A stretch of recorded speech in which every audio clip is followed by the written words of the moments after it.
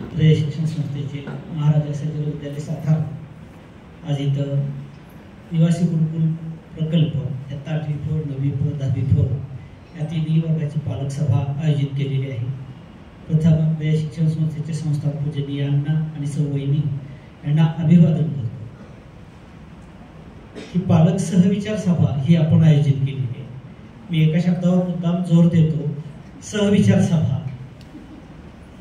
आम्ही ज्या काही आम्हाला गोष्टी सांगायच्या असतात आम्ही मुलांशी कायमच बोलत असतो त्या गोष्टी, पण ह्या सहविचार सभेमध्ये असं अपेक्षित असतं की आपण काहीतरी आम्हाला सांगावं, सुचवावं की जेणेकरून विद्यार्थ्यांच्या प्रगतीसाठी एखादा मुद्दा आमच्याकडून जर राहून गेला असेल तर तो आम्हाला कंप्लीट करता यावा ही अपेक्षा होती। पण पालकामध्ये बोलण्याचं प्रमाण फारच कमी होतं। या सभेसाठी उपस्थित असलेले विद्यालयाचे उपमुख्याध्यापक खाडे सर, पर्यवेक्षक जाधव सर, ज्येष्ठ शिक्षक कुंभार सर, इयत्ता 8वी फ 9वी फ 10वी फ या तिन्ही वर्गाचे वर्ग शिक्षक गुरुकुल प्रमुख Ingawale sir, Jagtap madam, Kenjale madam, Chavan madam, Jadhav madam, Shelke madam, नवीन असल्यामुळे अजून नाव पाठ काही झालेलं नाहीये, आणि सर्व पालक बंधू की निवासी गुरुकुल प्रकल्प जो उद्देश आहे किंवा आता प्रथम जो गुरुकुल प्रकल्पाची जी सुरुवात झाली संस्थेमध्ये साधारणतः 1994ला ती महाराजा सैजल विद्यालयामध्ये झाली आणि ती निवासी गुरुकुल प्रकल्पाने झाली। म्हणजे संस्थेचा हा जो पहिला प्रोजेक्ट, हा संपूर्ण महाराष्ट्रावर प्रोजेक्ट आहे, परंतु हा जो पहिला प्रोजेक्ट होता तो प्रोजेक्ट इथं सुरू झाला। याचा पॅटर्न, याचं यश हे पाहिलं गेलं आणि संस्थेमध्ये सगळीकडे आता गुरुकुल प्रकल्प आहे। परंतु निवासी स्वरूपात जो आहे तो फक्त महाराजा सैजल विद्यालय सातारा इथंच आहे, दुसरा कुठे काढण्याचा प्रयत्न सुद्धा झाला नाही किंवा तसा कुणीही प्रयत्न केला नाही। आणि मग या प्रकल्पाचं यश तेव्हापासून काळानुसार याचा पॅटर्न जो होता तो बदलत गेला आणि मग जे यश बघितलं तर अतिशय चांगल्या प्रकारचं यश आज सुद्धा या निवासी गुरुकुल प्रकल्पाचं तर आहेच, परंतु निवासी गुरुकुल प्रकल्पाचं यश हे अतिशय चांगल्या दर्जाचं आहे। अभ्यासाची बैठक जी आहे गुरुकुलमध्ये, ही बैठक इथं अतिशय चांगल्या पद्धतीने केली जाते आणि ह्याचे फीडबॅक आम्हाला ज्यावेळी मुलं इथं परत येतात त्यावेळी ह्याचे फीडबॅक मिळत असतात। मी मुलांशी बोलले, मुद्दाम पालकांना माहीत असावं म्हणून सांगतोय की कित्येक विद्यार्थी आमच्याकडे येतात की जवळजवळ 25 एक विद्यार्थी आज क्लास 1 म्हणजे IAS आहेत, IPS आहेत, सगळ्या क्लास 1च्या ज्या पोस्ट आहेत त्या पोस्टवर 25 एक विद्यार्थी आहेत आणि ते विद्यार्थी आमच्या टचमध्ये आहेत। आणि ज्यावेळी प्रत्येक विद्यार्थी आमच्याशी बोलत असतो तो यावेळी त्या निवासी गुरुकुल प्रकल्पाचं की आम्ही हे घडलो, आमच्या अभ्यासाची जी बैठक तयार झाली ही निवासी गुरुकुल प्रकल्पामुळे तयार झाली हे सांगत असतात। आणि अशा मुलांना आम्ही या विद्यार्थ्यांच्या समोर सुद्धा आणत असतो की का की जे पहिले विद्यार्थी होते, काळाच्या ओघात मानसिकता थोडी बदललेली, विद्यार्थी एका ध्येयाने इथे यायचे पूर्वी की मी यश प्राप्त करणारच। मला मुद्दाम आहे आमचे 8वी फचे नवीन जॉईन झालेले जे शिक्षक गडीकर सर जे आहेत यांनी जी तुम्हाला गोष्ट सांगितली ती अतिशय उद्बोधक अशी गोष्ट होती की विद्यार्थ्यांनी खरंच ती गोष्ट काळजीपूर्वक ऐकली असती तर आपण परिस्थितीवर कशा प्रकारे मात करू शकतो याचा बोध तुम्हाला घेता आला असता। म्हणजे इथं येतानाच विद्यार्थी, पालक सुद्धा त्याच पाठवताना त्याच ध्येयाने पाठवत असतात, विद्यार्थ्यांनी सुद्धा त्याच ध्येयाने इथं आलं पाहिजे आणि त्याच ध्येयाने इथं प्रयत्न केले पाहिजे। तुम्हाला ज्याची जी काही कमतरता आहे ती कमतरता पूर्ण करण्याचं काम हे आम्ही करत असतो इथं आणि त्या पद्धतीने इथं काम चाललेलं आहे। आपण सुद्धा विद्यार्थ्यांकडून आढावा घेतला असेल, घ्या की अगदी शाळेमध्ये सर्वात जास्त जर लक्ष दिलं जातं हे निवासी गुरुकुल प्रकल्पाकडे दिलं जातं। म्हणजे एवढी मोठी शाळा आहे, जवळजवळ आमच्या 2,500 ते 3,000 विद्यार्थी इथं शिक्षण घेत असतात, पण सगळ्यात जास्त जर प्रयत्न असतो किंवा लक्ष दिलं जातं या 150 विद्यार्थ्यांवर हे लक्ष दिलं जातं, कारण हे आमचं क्रीम आहे, यांच्याकडून आम्हाला चांगल्या पद्धतीच्या अपेक्षा आहेत आणि त्या अपेक्षाची पूर्तता करण्याचं काम या विद्यार्थ्यांचं असतं। विद्यार्थी त्या अनुषंगाने करत सुद्धा असतात, पण एक जाणवते, मुद्दा मी पालकांना बोलतोय की आमचे प्रयत्न आहे तिथंच आहे, म्हणजे आम्ही पूर्वीपेक्षा ते अधिक प्रयत्न करतोय, परंतु जी साथ तशी लाभायला पाहिजे तशी साथ म्हणावीची लाभत नाही। आणि त्यामुळं आम्हाला जे पूर्वी होतं ते अख्खेच्या अख्खे वर्ग मी हे का सांगतोय, मुद्दाम तुमच्या पुढे उल्लेख करतो की मी याच शाळेचा विद्यार्थी आहे. याच शाळेमध्ये 16 वर्ष मी शिक्षकांचं काम शिक्षक म्हणून काम केलेलं आहे, गुरुकुल प्रमुख म्हणून काम केलेलं आहे, सहाय्यक गुरुकुल प्रमुख म्हणून काम केलेलं आहे. आणि त्यामुळं मागची आमच्या त्यावेळेच्या बॅचेस हातातून गेल्या त्यावेळेची तुलना करता आत्ताची मुलं जी आहेत ती थोडीशी म्हणजे ते ध्येय जे होतं मला पुढे इथे ठेवलेलं त्या ध्येयासाठी जे प्रयत्न करायचे ते प्रयत्न थोडेसे कुठंतरी कमी झालेले दिसतात. त्याकडे आमचं लक्ष आहे. आम्ही तुम्हाला लक्ष द्या असं म्हणणारच नाही, कारण मुलं आमच्या ताब्यात आहेत, तुम्ही काहीच करू शकणार नाही. परंतु तुम्ही इथं आल्यानंतर नुसतंच आल्यानंतर बाबा तुला काय पाहिजे, काय देऊ, खायला घालणं, चांगलं देणं एवढंच काम करू नका. विषय शिक्षक असतील, वर्ग शिक्षक असतील, त्यांच्याशी बोला, पेपर बघा त्यांचे. आज सुद्धा हे अपेक्षित आहे की तुम्ही जाताना या विद्यार्थ्यांचे जे पेपर आहेत ते पेपर बघून जावा. आपला विद्यार्थी पेपर कसे लिहितोय, काय लिहितोय, त्याचे मार्क कुठे आहेत, कारण याची तुम्हाला सुद्धा जाणीव पाहिजे की आपला विद्यार्थी कशा पद्धतीनं चाललेला आहे. वेळ प्रसंगी आम्ही सांगतोय, पण तुम्ही सुद्धा जर कान उघडणी केली तर हे विद्यार्थी आणखी चांगल्या पद्धतीने आपल्याला पुढे जातील. आमच्याकडच्या प्रयत्नाच्या बाबतीत तर आम्ही कुठंही म्हणजे निवासीच्या बाबतीत नाहीच नाही, कुठंही कमी पडत नाही. जर तुम्ही बघितलं आता NNMA तास जे आहेत ते NNMA तास आम्ही सुरू केलेले होते. हो नाही बरंच चाललेलं विद्यार्थ्यांचं. मी 10वीच्या विद्यार्थ्यांशी सुद्धा बोललो किंवा काय तास ठेवायचे का, तर विद्यार्थ्यांकडनंच रिस्पॉन्स असा आला नको आता. हा विद्यार्थ्यांचा रिस्पॉन्स होता. थोड्या शाळेच्या सुद्धा अडचणी होत्या म्हणून मी यावेळी फोर्स केला नाही तसा, परंतु NNMA तास ठेवले. पहिल्या दिवशी काही 22 विद्यार्थी होते, दुसऱ्या दिवशी वाढले आणि असं करत करत माझ्या माहितीनं 32 बरोबर आहे का, कोण होतं मॉनिटर किती 32च ना, 32 विद्यार्थी आले. म्हणजे 2 विद्यार्थी शेवटपर्यंत आलेच नाहीत.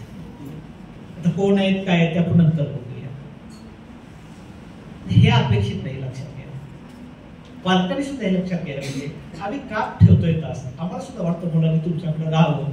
आम्ही 9वीला फोर्स केला का, 10वीला फोर्स केला का, पण हा कालावधी जो आहे 22 डिसेंबरला परीक्षा आहे, कालावधी कमी राहिलेला आहे. मुलं घरी आल्यानंतर तेवढ्या पद्धतीने लक्ष देणार नाही आणि म्हणून इथं त्यांचा ज्यादा सराव असेल, ज्यादा शिकवण असेल हे करून घ्यायचं होतं आणि त्याचा आपल्याला नक्कीच फायदा होईल. परंतु असे काही विद्यार्थी होते की पहिल्या दिवशी कोण आलं, दुसऱ्या दिवशी कोण आलं, तिसऱ्या दिवशी कोण आलं. तर इथून पुढे माझी आपल्याला विनंती राहील की ज्यावेळी आपण काहीतरी आपल्याला यश मिळवायचं तर काहीतरी डिवोट करावंच लागणार आहे तुम्हाला, म्हणजे कशाचा तरी त्याग करावंच लागणार आहे. आणि मग असं जर चांगलं यश प्राप्त करायचं असेल त्यावेळी आम्ही जे त्यावेळी सूचना देऊ त्यावेळी त्या विद्यार्थी इथं आले पाहिजेत आणि मग त्यांना तो फायदा होईल. इथून सुद्धा तुम्ही जर बघा की 10वीच्या विद्यार्थ्यांनी एक अपेक्षा व्यक्त केलेली की लॉकडाऊन नंतर ह्या गोष्टीमध्ये थोडी शिथिलता आलेली की सर आम्हाला रविवारी तास पाहिजे, रविवारी आम्हाला जादा तास झाले पाहिजे. ते सुद्धा मी सुरू केलेले आहे. म्हणजे विद्यार्थ्यांनी मागावं आणि आम्ही द्यावं. आम्ही देतच असतो, पण त्यांची जर अधिकची अपेक्षा असेल तर आम्ही कुठल्याही त्यांच्या अपेक्षेला नाही म्हणत नाही. नवीन राष्ट्रीय शैक्षणिक धोरण येत आहे की मागं या विद्यार्थ्यांशी 2 वेळा की ज्यांच्या संकल्पनेतून हे गुरुकुल उभं राहिलं, सयाजीरावमध्ये निवासी गुरुकुल सुरू झालं, ते संस्थेचे माजी चेअरमन संघटक समाज मार्गदर्शक डॉक्टर अनिल पाटील साहेब की यांचा अतिशय आता हे नवीन राष्ट्रीय शैक्षणिक धोरण येते त्याच्याबद्दल अभ्यास असतो आणि त्या अभ्यासाच्या अनुषंगाने ते प्रोजेक्ट प्रथम सुरू झालेले आणि ते परत मध्य विभाग म्हणजे सातारा जिल्ह्यामध्ये सुरू झाले. सातारा जिल्ह्यामध्ये सुरू होताना फक्त सातारमध्ये सुरू झाले आणि 16 शाखांचं सातारा शहरातील 10 आणि आसपासच्या 6 शाखा असं 16 शाखांचं शाळा संकुल म्हणून आम्ही सुरू केलेलं आहे की हे NEPच्या अंतर्गत येणारे जे प्रोजेक्ट आहेत, ते जे उपक्रम आहेत, ते जे बदल आहेत ते त्या विद्यार्थ्यांना पहिले मिळावे आणि त्या अनुषंगाने सुरुवात झालेली आहे. आणि त्याचं केंद्र परत महाराजा सयाजीराव विद्यालय आहे. म्हणजे याचा केंद्र प्रमुख म्हणून मी काम करतोय. म्हणजे या 16 शाखांचा म्हणजे सुरुवात पहिलं ताट आहे ते आपल्याला आहे आणि पहिलं ताट आपल्याला असताना ह्या विद्यार्थ्यांना हे पहिलं मिळणार आहे आणि मग एक शैक्षणिक बदल ह्या विद्यार्थ्यांना सर्वात प्रथम पोहोचणार आहे. याची यशस्वीता झाल्यानंतर मग संस्थेमध्ये इतर ठिकाणी हे इम्प्लिमेंट केले जाणार आहे. म्हणजे एवढे जे भाग्यवान विद्यार्थी आहेत की जे काही बदल होणार आहे ते बदल हे सर्वप्रथम यांच्याकडे येणार आहेत आणि इथून पुढे दुसऱ्याकडे जाणार आहे. याचा फायदा जो आहे तो विद्यार्थ्यांना करून घेता आला पाहिजे. शाळेमध्ये कोणतीही नवीन गोष्ट असू द्या आता जर तुम्ही बघितलं तर ह्या प्रत्येक वर्गामध्ये 8वी प असेल, 9वी प असेल, 10वी प असेल, 3 इंटरॅक्टिव्ह पॅनल जे आहेत की आधुनिकतेनुसार आम्ही बदलतोय. आता जर इथं तुम्ही बघितलं सरांचं पुढे लॅपटॉप आहे, पुढे LCD स्क्रीन आहे. या सुविधा आमच्या शाळेमध्ये सगळ्यात 36च्या 33 तुकडे आहेत टोटली ज्युनियर धरून, सगळीकडे हे डिजिटल झालेले आहे. परंतु काळानुसार बदललंय. स्मार्ट बोर्ड आला, स्मार्ट बोर्ड नंतर स्मार्ट पॅनेल आलं, आणि आता जर तुम्ही बघितलं तर ह्या 8 प, 9 प आणि 10 प ह्या 3 तुकड्यामध्ये स्मार्ट पॅनेल जे आहे ते माझ्या माहितीनं मे जून मध्ये जे स्मार्ट पॅनेल जे आहेत ते स्मार्ट पॅनेल लागले आहे. म्हणजे जेवढं आधुनिक शिक्षण देता येईल तेवढं आधुनिक शिक्षण देण्याचा आमचा प्रयत्न राहतो, आणि त्याचे पहिले मानकरी हे विद्यार्थी आहेत. प्रत्येक वर्ग आमचा इंटरनेटनं जोडलेला आहे की बाह्य जगाचं जे ज्ञान आहे ते बाह्य जगाचं ज्ञान विद्यार्थ्यांना मिळावं याच्यासाठी प्रत्येक वर्ग जे आहे ते इंटरनेटच्या सहाय्याने जोडला गेलेला आहे. आणि ज्या गोष्टी आपण या शाखेमध्ये आपल्याला ते शिक्षक उपलब्ध नाहीये, तर अशा शिक्षकांची, तज्ञ शिक्षकांची गेस्ट लेक्चर जे आहे ती गेस्ट लेक्चर आता ह्या दुसऱ्या सत्रामध्ये आमचा स्टुडिओ आहे इथं सरांच्या ऑफिसच्या शेजारी, त्या स्टुडिओमधून या 16 शाखांमध्ये दिली जाणार आहे. म्हणजे असं कोणतेच क्षेत्र राहणार नाही की जिथे हे विद्यार्थ्यांना मिळणार नाही. द्यायचा आमचा इतका प्रयत्न आहे, फक्त घ्यायचं कसं हे मी ठरवलं पाहिजे.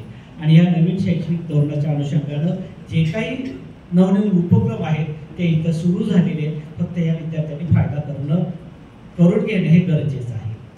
जसं वर्गांचं सांगितलं, यांचे वर्ग बघा इतर वर्गांच्या तुलनेनं, यांना दिल्या जाणाऱ्या सुविधा बघा इतर वर्गांच्या तुलनेनं, आणि त्याचबरोबर हॉस्टेलच्या सुविधा. मला वाटलेलं कोणतरी काहीतरी बोलेल, पण कोणते बोललंच नाही. हे सरांनी एक उल्लेख केला की जसं मी सांगितलं की मला इथला म्हणजे मला जर मी इथं मुख्याध्यापक आलो, मला कुणी कुठली गोष्ट सांगायची गरज नव्हती. कुठं काय आहे, कुठं काय करायचे हे कुणी सांगायची गरज नव्हती, का तर मला सगळं पाठ होतं. एक 4 वर्षाचा फक्त गॅप पडलेला तो परत आहे, आणि त्यामुळे त्या 4 वर्षाच्या गॅपमध्ये काही विसरलं नाही. आणि म्हणून ज्या ज्या गोष्टी करायचे त्या करायला मी सुरुवात केलेली आहे. मला वाटत होतं की कोणीतरी पालक काहीतरी म्हणतील हॉस्टेलमध्ये काय नक्की चालेल, नक्की पाडलंय काय मध्ये, की काही सुविधा मलाच वाटत होत्या त्या काळापासून की काहीतरी चुकीचं झालेलं आहे.